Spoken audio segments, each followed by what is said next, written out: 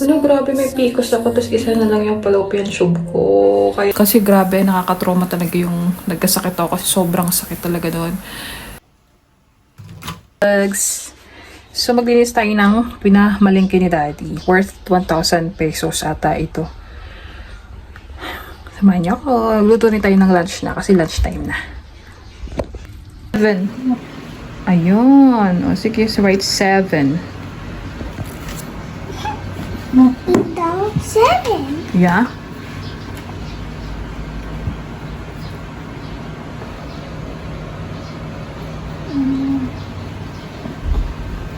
Kunti na lang yan.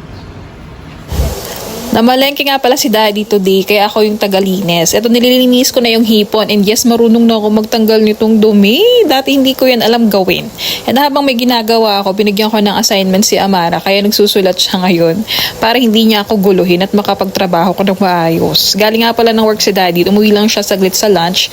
Kaya nire-ready at nililinis ko na yung mga pagkain. Kasi for 1 week na to guys, para tayo ay hindi magastos.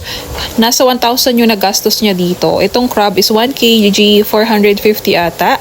Galunggong mura lang daw ngayon, nasa 150 or 170 pesos. And ang dami na niyan, masarap yung iprito. Tapos meron din niyang daing na bangus, pamprito din namin, 'di ba? Medyo mura daw ngayon ng isda, hindi ko alam kung bakit. Kasi buti na lang kasi 'di ba ang mahal ngayon ng gasolina. And ilalagay na natin to sa ref para mayroon tayong pang-ulang for 1 week na. Of course, ang lulutuin natin ngayon is buttered shrimp with crab. Ayan. Nung last week ko pa to kinikrave kaya nagpabili ako kay Daddy. Buti na lang may available. So, nilaga ko muna or inisim ko muna itong mga crabs bago tayo gumawa ng sauce ng ating... Nagprito lang din pala ako sa kabila ng 4 na pirasong galunggong kasi si Amara, hindi siya masyadong mahilig sa seafood. So, mahilig siya sa isda, lalo na yung fried, yung medyo crispy na kung marami siyang makakain. Lalo na pag galunggong, tilapia, ganyan. Eh, naamoy ko na tong crab mga mi, sobrang sarap.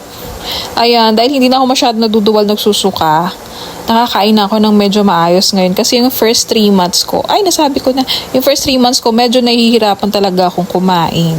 Lagi ako naduduwal. Ayan, buttered seafood yung lulutuin natin ngayon. And si Daddy nagbabantay kay Amara habang nagluluto ako dito sa kusina. Tapos binigyan ko na rin siya ng activity niya para hindi siya makulit. Pasensya na makalat yung kusina. Don't worry, mamaya after ko magluto, siya ako magliligpit para isang ligpitan na lang. And buti na lang meron kaming mixed vegetable dito kasi wala nabili na mais si Daddy sa palengke or nalimutan niya. Buti na lang merong ganito guys. Sobrang convenient. And naglalagay ako ng upuan kapag nagluluto kasi talagang nangangawit ang buntis. Sakit ng balakang ko. Kaya umuupo muna ako habang pinapainit ko yung kawali. Kasi nga ang bilis kong mangawit.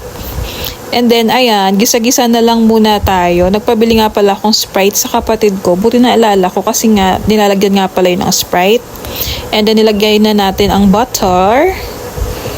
Ayan, patsambahan lang tayo. And of course, ilagay na rin natin ang shrimp. Yung crabs na pakuluan na natin kanina.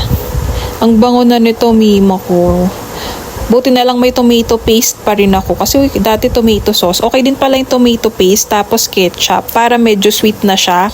Di na ako naglagay ng sugar dyan kasi lalagyan na natin yung Sprite. So medyo matamis na siya. Tapos konting paminta. Andaran! Ilang minuto na lang lutong-luto na yan. And masarap siya, mima. Masarap? Ano yan? Wawa. Kain mo yan. Sarap yung simser crab. Try mo, sip-sip mo, tamis. Bakit? Try mo, Mara. Kawawa siya? Tikim lang, Mara. Bebe. Story time tayo, J-Logs. Na-miss ko mag-vlog. OMG. Kaya lang kailangan ko kasing pinibil ko yung sarili kong mag-document kasi syempre very special moment na naman to sa buhay natin. So, kung doon sa nakapanood sa shorts video dito sa YouTube, na-reveal ko na naman doon. Yes! Yun na nga po, magkakaroon na tayo ng second baby! Ayun mga mima, January... Kailan ko ba na nalaman? Parang January ko nalaman, first week. Delayed ako. Delayed ba ako January 26? Hindi, February. February ko pala nalaman kasi 1 month delay na ako nun. And si Amara is 4 years old. So, saktong-sakto na yung age niya para sundan, 'di ba? Kasi nung nag 4 years old siya noong September, nag-usap kami ni Daddy na, uy, pwede na sundan si Amara, kahit sana dalawa lang. Pero alam ko mahirap ang buhay ngayon. Pero sabi namin, kahit dalawa lang, para naman meron siyang kapatid. And alam niyo naman ako, isa na lang yung fallopian tube ko. Meron pa akong PCOS. Di ba, naoperahan nga ako last December 2023. Natanggal yung isa kong fallopian tube. Tapos may cyst ako nung 9.5. Kaya siya natanggal. Lagay tayo sunscreen mga mi. Kahit nasa sobrang bayo, sobrang init dito sa Pilipinas. Ito pwede sa buntis. And pwede din sa lactating mommy. Kaya nakakapag-sunscreen pa tayo. Pero wala na akong ibang harsh na nilalagay sa mukha kasi nga buntis. Yun na nga, tapos nag-positive. Tapos yung first ultrasound ko, walang laman. 5 weeks, wala pa. May, tawag doon, may sac na siya, pero walang laman baby. So, pinabalik kami ng 7 weeks. Ayun, awa ng Diyos, nagkaroon na ng laman. Sobrang saya namin kasi nga akala ko hindi na ako magbubuntis dahil nga, may, di pa nagka-problema nga sa aking matres. Puti na, hindi siya mismo sa matres sa fallopian tube. Yun nga lang, talagang kumbaga yung daanan kasi, isa na lang. Kumbaga ito natanggal na. Isa na lang talaga. Kaya sabi ko talagang, pinigil talaga siya ni Lord. Pero after ko maoperahan, di ba sabi ko sa'yo, hindi na ako masyadong nagkakape. Although may cheat day naman ako, alam mo, once a month nagkakape or twice a month. Pero dati, di ba alam niyo naman yung 3 times a day ako nagkakape. Tapos, medyo ingat din sa kinakain, maggulay-gulay na din. May cheat day din naman, nakain pa rin naman ng burger, fast food. Pero more on gulay, lagi nang may gulay. Kasi grabe, nakakatrauma talaga yung nagkasakit ako kasi sobrang sakit talaga doon. Yun na nga, awan na Diyos, nagkaroon tayo ng second baby.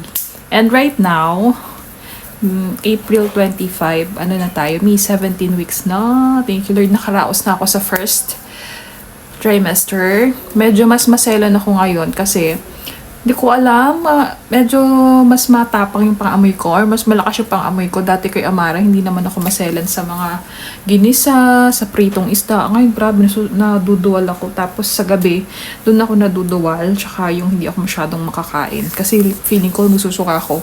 Pero awa ng Diyos, ngayong 4 months na, napansin ko, nabawasan na.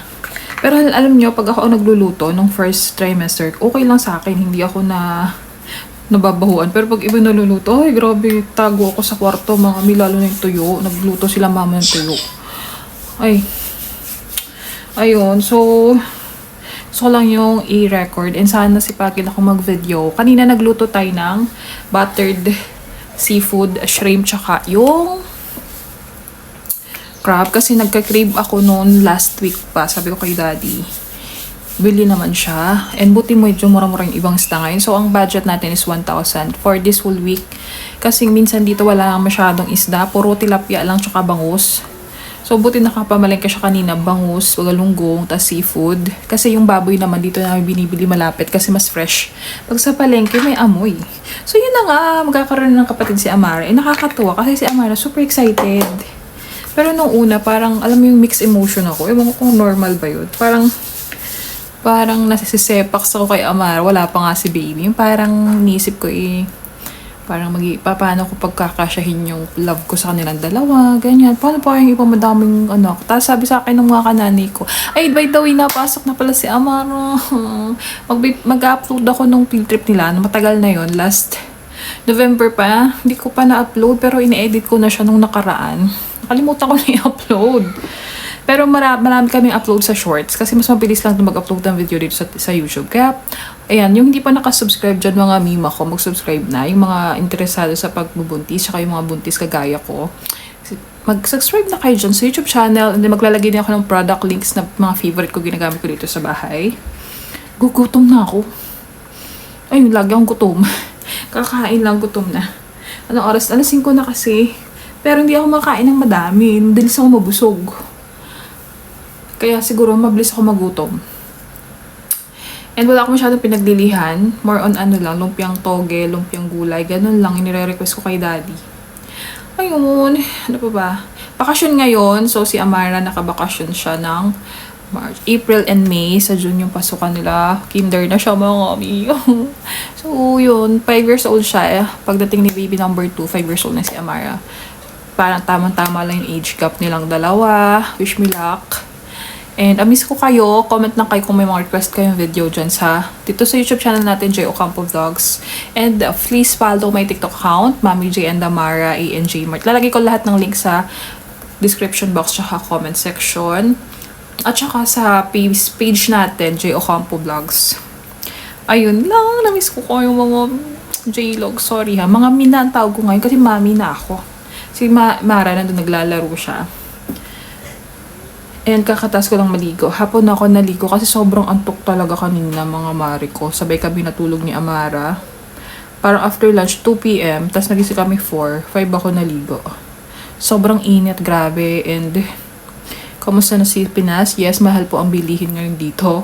And I'm not sure kung magkano yung kuryente. Last time yung kuryente namin 2.9. Tapos ditong March, nagbayad ako ng 3.6. Ewan ko ngayong April kung magkano na siya, Mars. Tapos yun nga, yung gas mahal pa rin. So, hindi kami masyadong lumalabas. Kaya yung kotse namin, tipid-tipid sa pamasahe.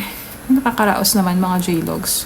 So, kamusta na kayo? Ayun, miss ko kayo. Alam niyo, minsan pag nalulungkot ako, pinapanood ko yung mga old vlogs ko. Tapos, ngayon buntis ako, pinapanood ko yung old vlogs ko na buntis ako kay Amara. Kasi minsan limot ko na anong nangyari. Ganito, ganyan ang gagawin. Kasi nga 5 years yung gap. Diba? Gap. So, nakakatawa. Namimiss ko mag-vlog talaga. Alam niyo namang first love ko ang vlogging. Yun lang. See you sa next vlog. Bye-bye! Oh my gosh! Bakit ganun? Oh my gosh! Hello! Oh my God, Lord! Ano kaya? Bakit positive? Positive siya, Day. Isa pa. Isa pang PT. Ayan. Oh my God.